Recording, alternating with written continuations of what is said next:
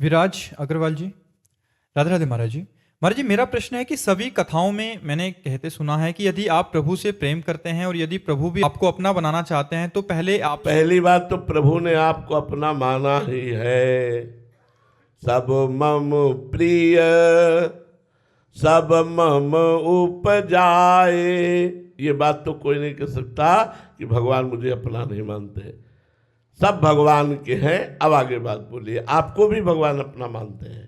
महाराज जी, प्रभु सारी संसारिक वस्तुएं दूर कर देते हैं, वही छीन लेते हैं। तो कह रहे हैं कि हमें तो मतलब संसार में रहते हैं, वस्तुओं की आवश्यकता भी पड़ती है और प्रभु से प्रेम भी करना चाहते हैं, तो ऐसे में इनका त्याग जब हो जाएगा तो प्रभु का प्रेमी जब बनोगे ना, अभी प्रेमी नहीं हो यार, अभी प्रेमी नहीं हो। प्रेमी जब होगे तो संसारिक वस्तुएं चाहिए क्या? किसी से प्यार हुआ है? जब प्यार होता है ना किसी से भी, भगवान से तो अलग की बात जाने दो, तो अपना सब कुछ समर्पण करने का मन होता है, नहीं होता? आप सब लोग बैठे हो, कहीं ना कहीं किसी का माता से प्यार, किसी का पिता से प्यार, किसी का पत्नी से प्यार, किसी का पुत्र से प्यार, कहीं ना कहीं कुछ ना कुछ एक लगता है कि अपने प्यारे को क्या दे दूं।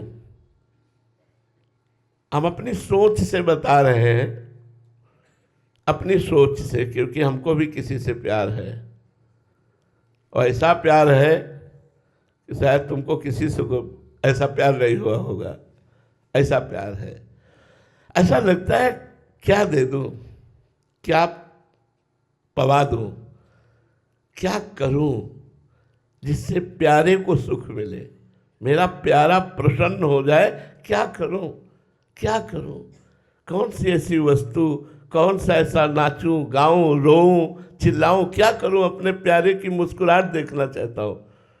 प्यारे की मुस्कुराहट देखने के लिए सब कुछ न्यौछावर हो जाता है, फिर अपना कुछ बकाया नहीं रह जाता है। जिससे हम प्यार करते हैं उसका अधिकार मेरा और मेरी सब वस्तुओं पर हो जाता है।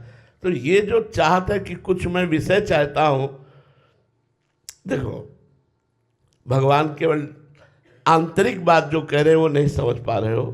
भगवान कहीं राग नहीं रहने देते।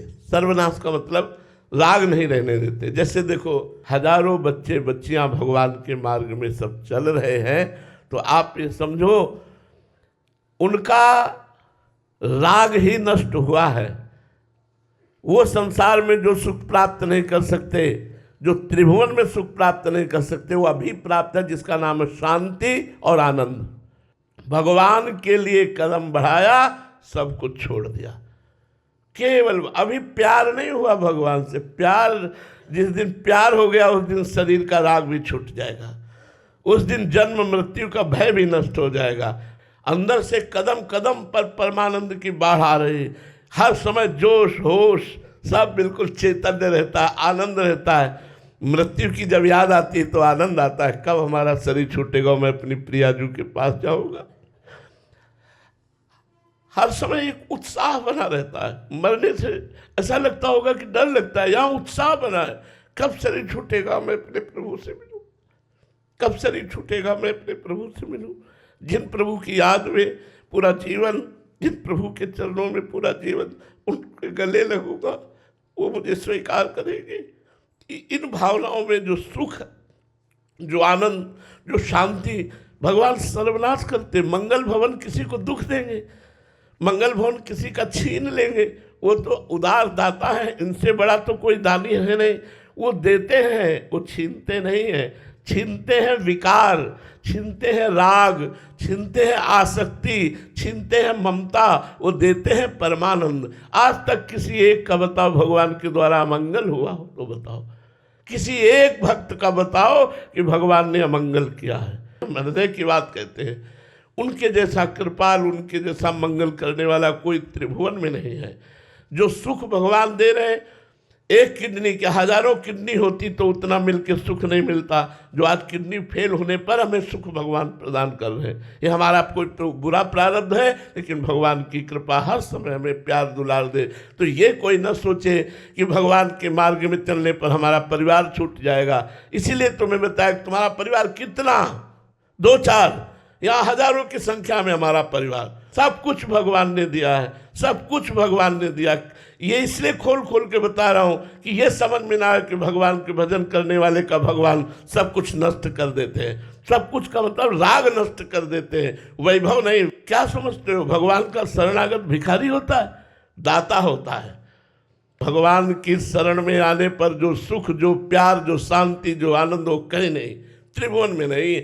इस शब्द का अर्थ समझना कि जो मुझे अपना मानता मैं उसका सर्वनाश कर देता हूँ, वो है उसके विकारों का, उसके राग का, उसकी आसक्ति का नाश कर देता हूँ, ना कि उसके परिवार का।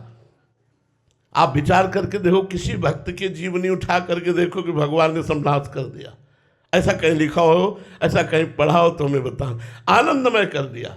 हाँ, ये विश्व को दिखा दिया कि मेरा भक्त, मेरा पार्षद कितना महान होता है। जैसे मीरा जी को जहर पिलाना, प्रहलाद जी को नाना प्रकार के कष्ट, लेकिन क्या बाल बांका हुआ क्या?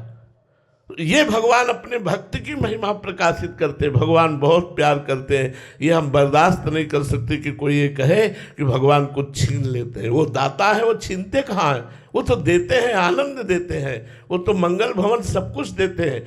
भगवान की शरणागति पर ये अगर भाव दोष आ जाए कि वो सब कुछ छीन लेते हैं, तो नहीं भाई, सब कुछ दे देते हैं, अपने आप को दे देते हैं भगवान। विभीषण शरणागत हुए, एक कल्प तक का राज्य, अनपायनी भक्ति दी। ध्रुव जी शरणागत हुए, राज्य, अनपायनी भक्ति, अटल पदवी। प्रहलाद जी शरणागत हुए, राज्य, अटल पदवी। अम्बरीश जी राज्य और अटल प्रेम पदवी।